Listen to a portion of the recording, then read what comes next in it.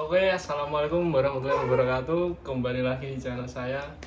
Saya Jalwa Dilung. Di sini saya akan menanggapi pertanyaan-pertanyaan dari Mas Yuga.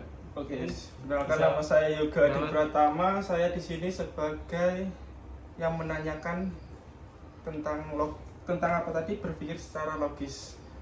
Oke, Mas Luhung, saya mau bertanya ini, apa yang dimaksud dengan berpikir secara logis? Oke. Pertanyaan pertama ya. Jadi menurut saya berpikir secara logis itu adalah berpikir yang masuk akal dan sesuai dengan logika. Oh, oke. Jadi kasarnya itu tidak berpikir ngawur gitu loh, Mas. Oke. Jadi sesuai dengan fakta atau Saya di kondisi lapangan lah, ya seperti itu, berpikir secara logis. Mungkin ada pertanyaan lagi? cukup paham pengertiannya. Lalu pertanyaan kedua tentang pengertian secara analitis, Mas. Analitis. Iya, apa itu? Mungkin bisa dijelaskan bagaimana pengertiannya? Oke. Ini saya akan menjelaskan sesuai dengan kemampuan saya ya. Oke.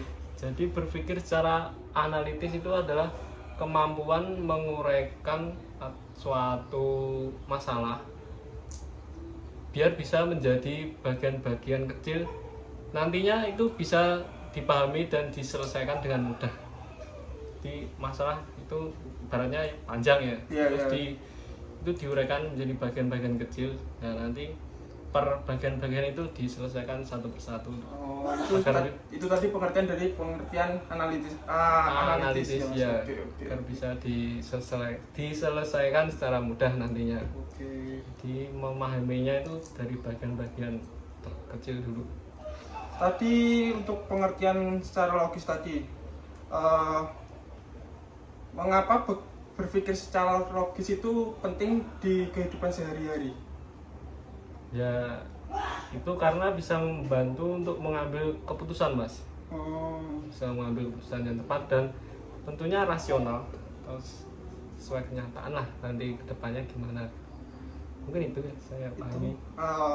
Selanjutnya mungkin ada untuk contoh-contohnya, Mas. Contoh-contoh berpikir secara logis itu bagaimana sih? contohnya. Iya. Mas juga kan kerja ya. Iya. Kerja. Contoh simpelnya itu gini.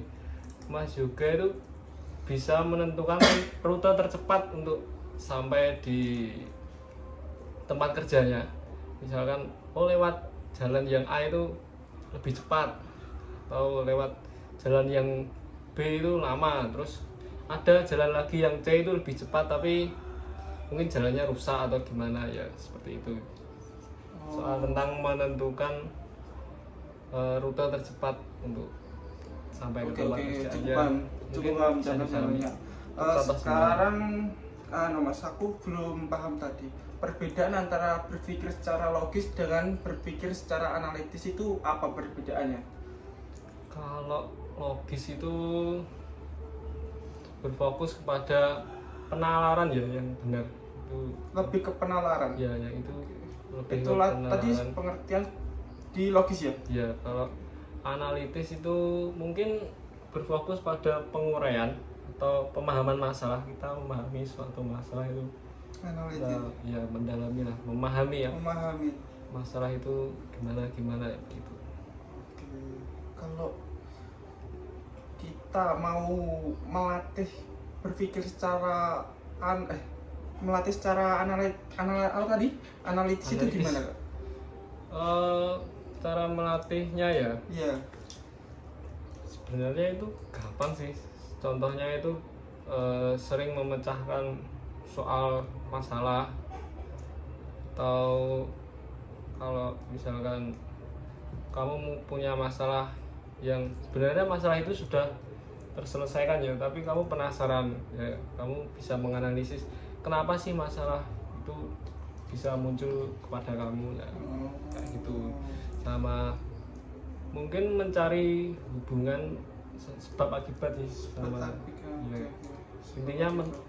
Intinya itu memahami ya suatu masalah, kita pahami dari awal itu kenapa masalah itu bisa muncul ke Mas Yuga. Iya. Terus sampai masalah itu hilang, apa sih sebabnya ya, apa. Oke sama akibatnya.